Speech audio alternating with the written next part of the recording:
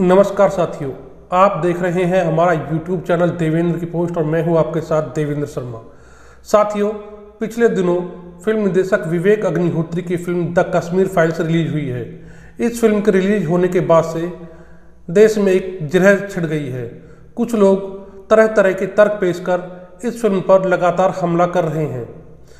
कुछ लोगों का मानना है कि इस फिल्म के रिलीज होने से देश में सांप्रदायिक तनाव पैदा हो सकता है, जबकि कुछ लोग इस फिल्म के निर्माण की नीयत पर ही सवालिया निशान लगा रहे हैं। ऐसे लोगों का कहना है कि यह फिल्म एक विचारधारा विशेष से प्रेरित होकर बनाई गई है और इसका उद्देश्य एक राजनीतिक विशेष को लाभ पहुंचाना है, जबकि साथियों कुछ लोग इसे आधारहीन तथा अधूरे तथ्यों पर आधारित फिल्म बता रहे हैं, जबकि कुछ लोग इस फिल्म को एक षड्यंत्र बता रहे हैं। साथियों, इस फिल्म का विरोध करने वाले लोगों से मेरा एक ही सवाल है कि क्या कभी उन्होंने कश्मीरी पंडितों के दर्द को, कश्मीरी पंडितों के पलायन को कभी हिंदुस्तानी, एक इंसान या भारतीय बनकर महसूस किया है? साथियों, आज हम अपने वीडियो में कश्मीरी पंडितों के साथ हुई इस क्रूरता और इस क्रूर पलायन की दर्दनाक दास्तां की चर्चा करेंगे। तो चलिए शुरू करते हैं हमारा आज का वीडियो। दोस्तों, पुरानी कहावत है कि व्यक्ति पितृ हत्यारे को एक बार माफ कर सकता है, लेकिन पितृ संपत्ति को हत्याने वाले को पीढ़ियों तक याद रखा जाता है। कोई अपनी बसी बसाई खुशहाल दुनिया को छोड़कर मुसीबतों से भरे शरणार्थी शिविरों में शौक से नहीं रहता है। फिर विचार कीजिए उन कश्मीरी पंडितों, हिंदुओं और सिखों पर क्या बीती होगी जब उन्हें जान बचाने के लिए अपनी मातृभूमि और अपना सब कुछ छोड़कर कश्मीर छोड़ना पड़ा। साथियों, कलेजा मजबूत कर लीजिए, क्योंकि हम देश के सबसे क्रूर पलायन की दास्तां सुनाने जा रहे हैं। उन दिनों कश्मीरी पंडितों और गैर मुसलमानों का अपहरण कर उनके साथ मारपीट की जाती थी, जाति की जाती थी। पंडितों के घरों पर पत्थरबाजी, मंदिरों पर हमले लगातार बढ़ रहे थे। घाटी में उस समय कश्मीरी पंडितों की मदद के लिए कोई नहीं था। हालात इतने खराब थे कि अस्पतालों में भी कश्मीरी पंडितों और अन्य हिंदुओं के साथ उपचार में भेदभाव हो रहा था। उनका सड़कों पर चलना तक मुश्किल हो गया था। कश्मीरी पंडितों के साथ सड़कों से लेकर स्कूल, कॉलेज, कार्यालयों में क्रूरता बढ़ती जा रही थी। उनके ऊपर मानसिक, शारीरिक और सांस्कृतिक हमले हो रहे थे। उन्हें बचाने के लिए कोई नहीं था। घाटी का पूरा प्रशासन पूरी तरह से आतंकवादी और जिहादियों के हाथों में चला गया था। कश्मीर में हिंदुओं पर कहर टूटने का सिलसिला सन 1989 में जिहाद के लिए गठित जमात इस्लामी ने शुरू किया, जिसने कश्मीर में इस्लामिक ड्रेस कोड लागू कर दिया। उसने नारा दिया, हम सब एक हैं, हिंदू तुम भागो या मरो। इसके बाद कश्मीरी पंडितों ने घाटी छोड़ दी। करोड़ों की संपत्ति के मालिक कश्मीरी पंडित अपनी पुश्तैनी जमीन जायदाद छोड़कर रिफ्यूजी कैंपों में रहने को मजबूर हो गए। जिहादी और आतंकवादियों ने कश्मीरी पंडित और हिंदू नेताओं को चुन चुन कर निशाना बनाना शुरू कर दिया।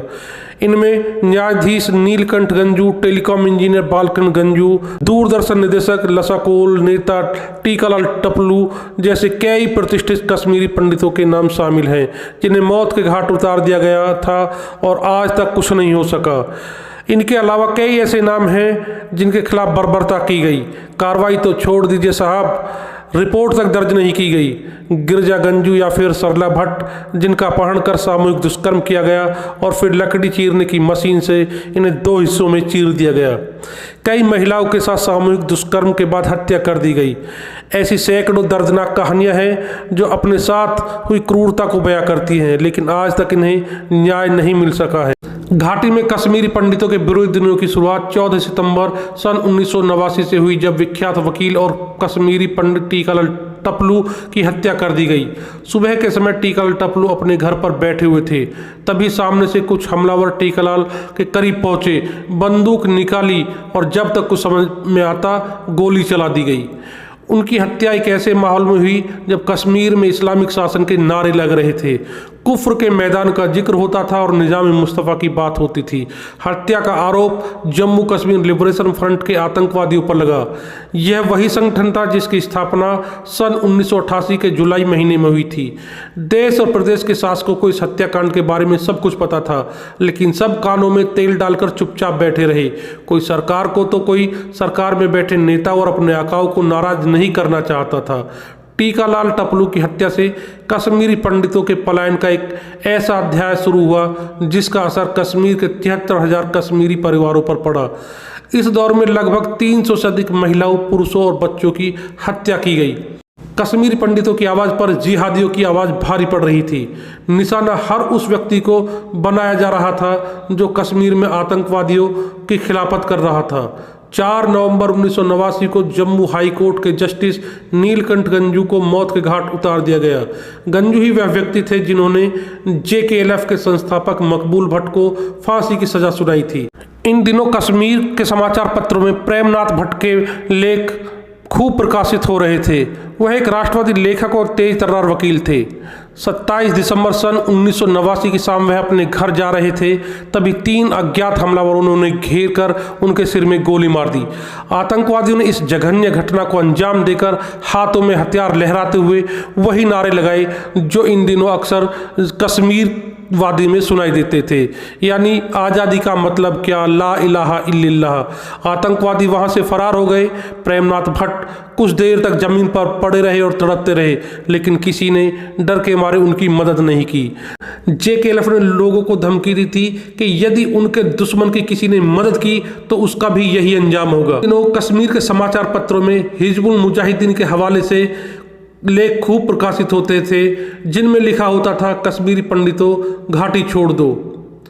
बंदूकें हाथ में लिए माहौल को पूरी तरह खौफजदा बना कर रखा गया था। बंदूकें हाथ में लिए जिहादी और आतंकवादी कश्मीर की गलियों में घूमा करते थे। मस्जिदों के लाउड स्पीकरों से नफरत भरे भाषण गूंजने लगे। भाषणों में कश्मीरी पंडितों को संबोधित करते हुए कहा जा रहा था कि कश्मीरी पंडितों घर छोड़कर वादी से बाहर चले जाओ, नहीं तो हश्र बुरा होगा। मस्जिदों में भारत एवं हिंदू विरोधी भाषण दिए जाने लगे। सभी कश्मीरियों को कहा गया कि इस्लामिक ड्रेस कोड अपनाएं। कश्मीरी पंडितों और गैर मुसलमानों के मकान फूके जाने लगे। औरतों के साथ बलात्कार की घटनाएं आम हो गई। घरों में घुसकर लूटपाट होने लगी। हर तरफ नारा लगने लगा, कश्मीर को पाकिस्तान चाहिए, लेकिन कश्मीरी पंडितों के बिना। वो घाटी से चले जाए और अपने औरतों को यहीं छोड़ दें। पाकिस्तान की करेंसी चलन में चलने लगी। इन घटनाओं के बाद कश्मीर के बाजारों में जम्मू कश्मीर लिबरेशन फ्रंट के पोस्टर चिपकाए जाने लगे। कश्मीर में तथाकथित आज़ादी के आंदोलन की कीमत कश्मीरी पंडितों को चुकानी पड़ रही थी। पाकिस्तान की तत्कालीन प्रधानमंत्री बेनजीर भुट्टो ने टीवी पर कश्मीरी मुसलमान को भारत से अलग होने के लिए भड़काना शुरू कर दिया था।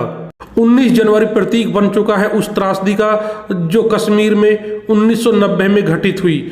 जिहादी और इस्लामिक ताकतों ने कश्मीरी पंडितों पर ऐसा कहर ढाया कि उनके लिए सिर्फ 3 ही विकल्प थे, या तो धर्म बदल ले, मर जाए या वहां से पलायन कर जाए। 19 जनवरी 1990 की रात पूरी घाटी में मस्जिदों से लाउड स्पीकरों से ऐलान हो रहा था कि काफिरों को मारो, हमें कश्मीर चाहिए, पंडित महिलाओं के साथ न कि पंडित पुरुषों के साथ। यह सिर्फ निजाम मुस्तफ़ा चलेगा। बड़ी संख्या में जिहादी और आतंकवादी सड़कों पर मौत के तांडव की तैयारी कर रहे थे। अंत में सेना कश्मीरी पंडितों के बचाव में आई।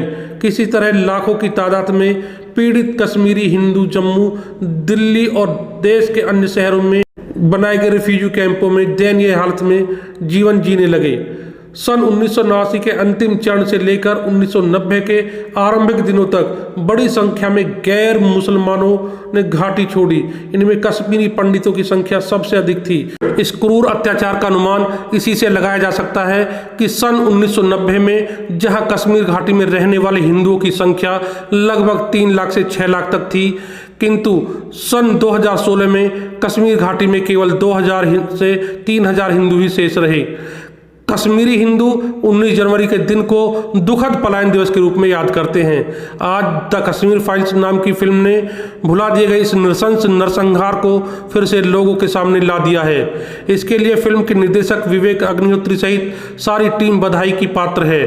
कुछ लोगों को इस मूवी से कई तरह की शिकायतें हैं। मेरा ऐसे लोगों से यही कहना है कि आज़ाद भारत में हुए इस नृशंस नरसंहार के शिकार लोगों के प्रति अपनी सहानुभूति दिखाएं। इस घटना को जाने अनजाने में भुलाकर जिस गलती को सारा देश 32 सालों से कर रहा है उस साथियों, यदि आपको हमारा वीडियो अच्छा लगा हो तो हमारे YouTube चैनल को अवश्य सब्सक्राइब करें। इस बारे में आप क्या सोचते हैं, इस बारे में हमें कमेंट बॉक्स में लिखकर अपने विचार अवश्य बताएं। धन्यवाद।